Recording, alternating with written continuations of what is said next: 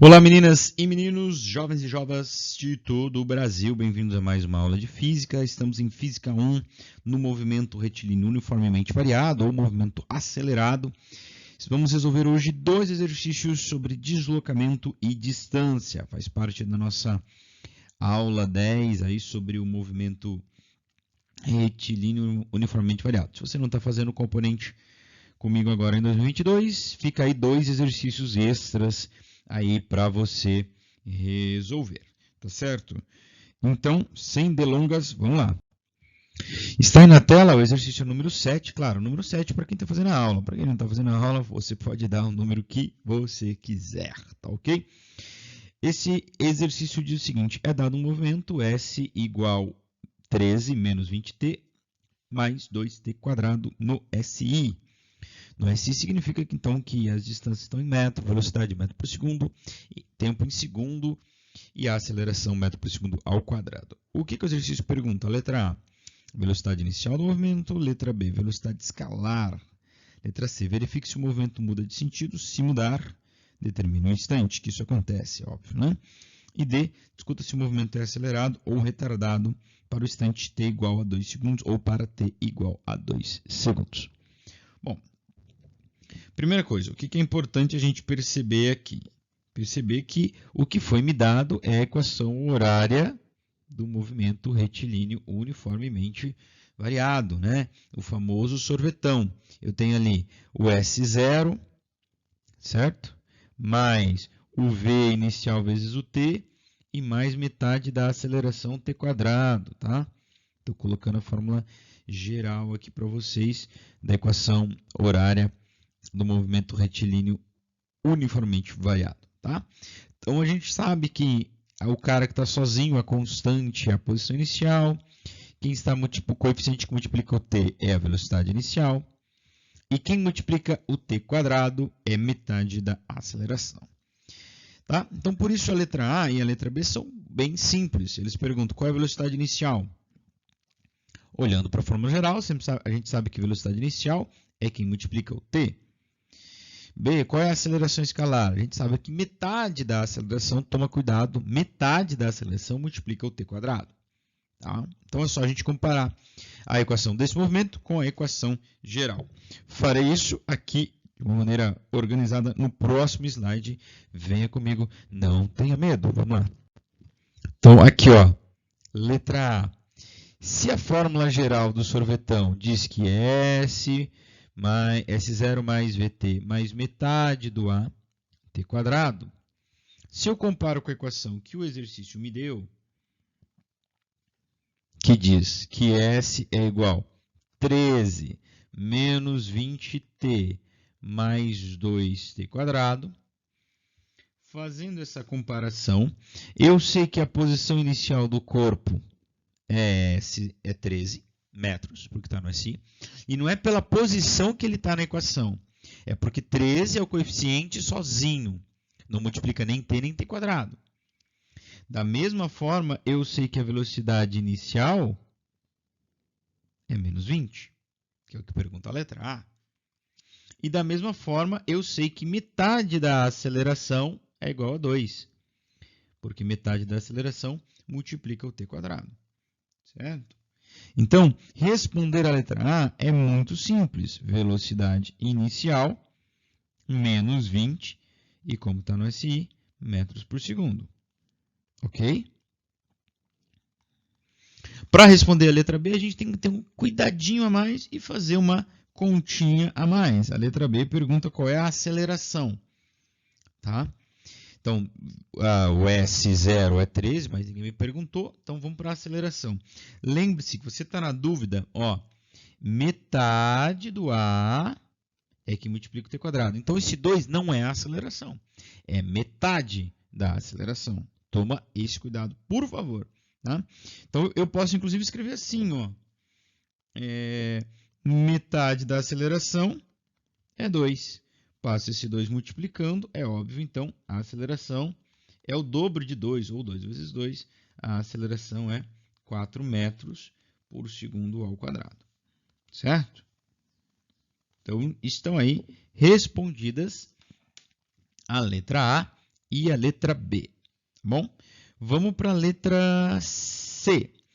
A letra C do exercício, não tem como voltar aqui, mas você pode voltar aí no vídeo, se você quiser, ou tira um print do exercício para acompanhar. A letra C perguntava, determine se há mudança de sentido nesse movimento e, se houver, determine em que instante isso ocorreu. Tá bom? Vamos fazer isso no próximo slide, vamos lá? Bom, letra C, então, pergunta, há mudança de sentido? Quando vai ocorrer uma mudança de sentido no movimento acelerado? Isso vai ocorrer, gente, primeiro, quando a velocidade inicial e a aceleração tiverem sinais opostos. Por quê? Porque se elas têm sinais opostos, significa que elas têm sentidos opostos. E se a velocidade inicial é contrária à aceleração, quer dizer que esse corpo vai ficar cada vez mais lento, até que essa aceleração vai anular a velocidade dele e vai levar ele para o outro sentido. Então, vai haver uma mudança de sentido. Como eu sempre falo quando eu jogo algo para cima. Eu dou para ele velocidade para cima, a aceleração da gravidade está para baixo, ele fica cada vez mais lento, até que ele para no ar por uma fração de segundos e depois ele cai. Houve uma mudança de sentido. Tá? Então, isso vai acontecer quando velocidade inicial e aceleração forem opostos. Por quê? Porque se o corpo tem velocidade positiva e aceleração positiva, esse corpo vai ficar cada vez mais rápido.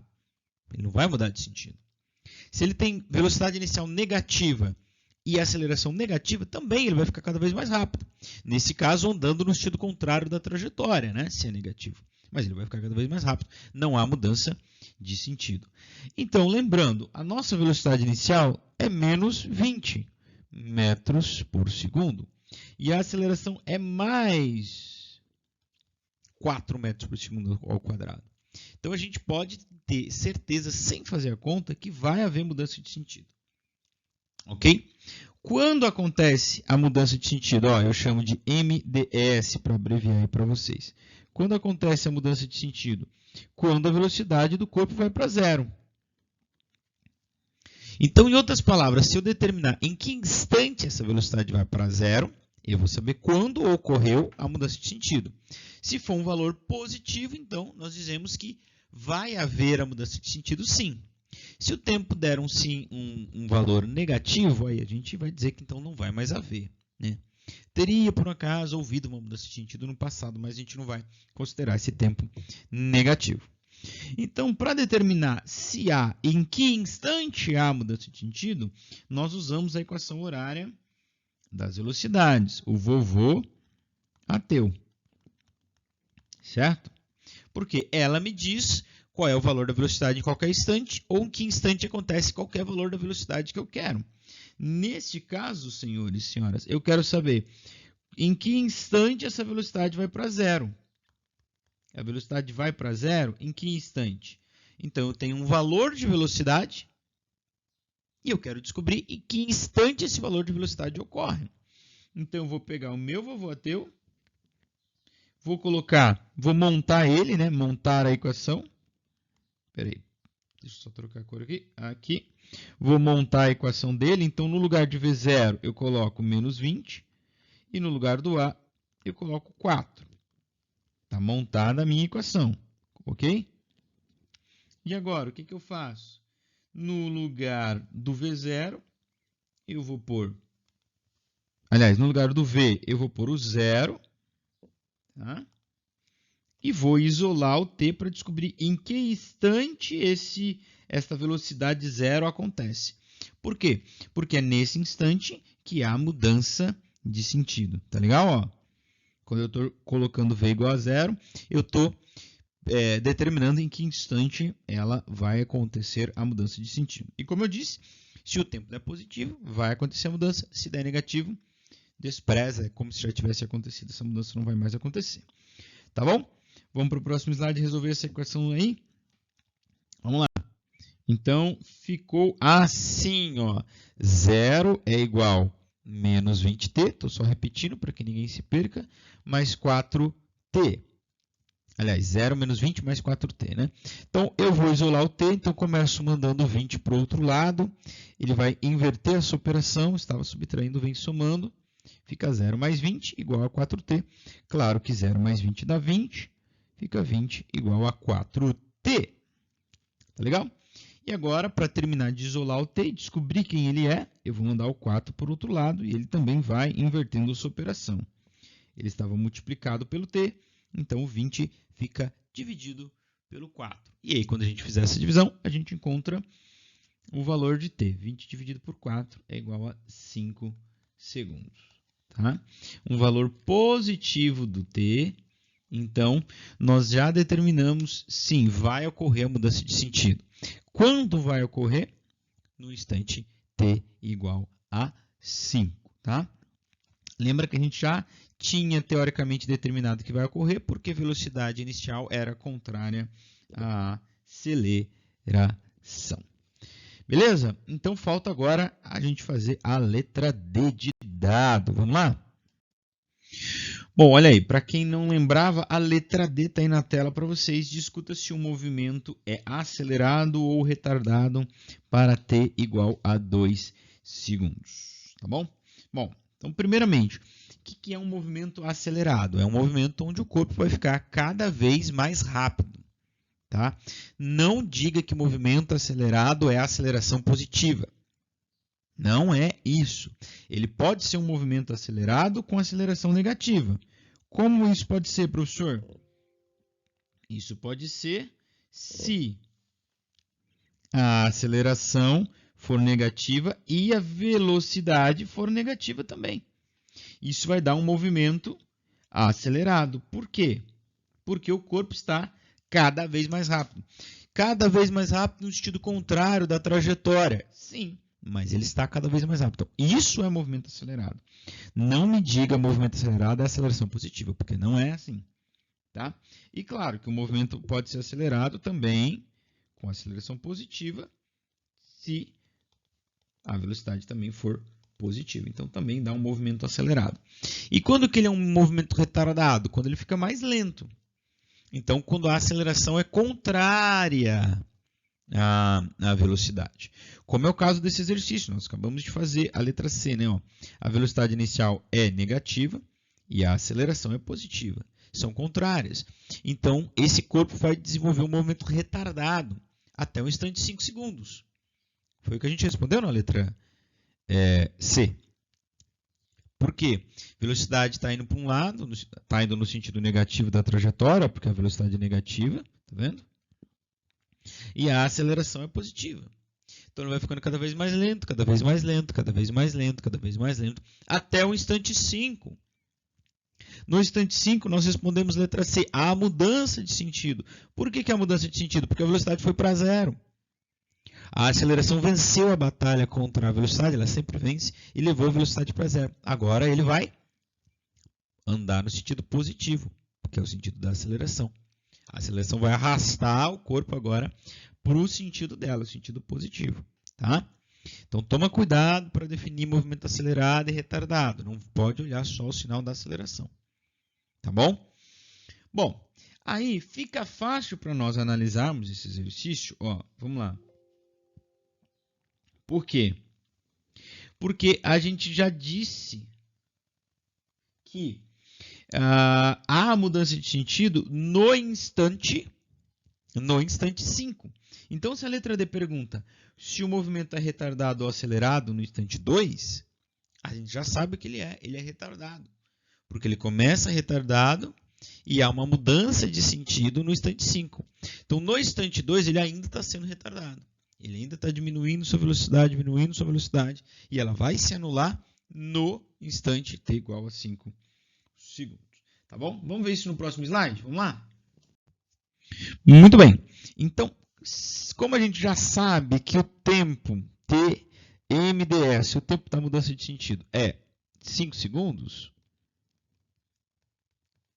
no instante t igual a 2, para t igual a 2, o que vai acontecer? A velocidade vai continuar sendo negativa, porque ainda não mudou o sentido, e a aceleração, como a gente sabe, é mais 4 metros por segundo ao quadrado. Tá? Se você quiser ser precioso, né, ter uma resposta bem elegante, você pode, inclusive, pegar o valor de t e jogar no Vovoateu que nós montamos. Você vai descobrir que, para o instante t igual a 2, a velocidade do corpo vai dar negativa. Ó. Quer ver? Ó, v igual a menos 20 mais 4t. Se eu substituir o t por 2, ó, como é que vai ficar a minha conta? Menos 20 mais 4 vezes 2. Primeiro eu multiplico, né? Antes de somar, por favor, não cometa esse erro. Dá mais 8. Agora eu posso juntar. Eu tenho uma dívida de 20, eu só tenho 8, eu fico devendo 12 metros por segundo. É o valor da velocidade para um instante 2. Pode até colocar assim, ó, é um v de 2. O valor da velocidade para o instante 2. Perceba, ela é negativa. E a aceleração é o quê? Positiva.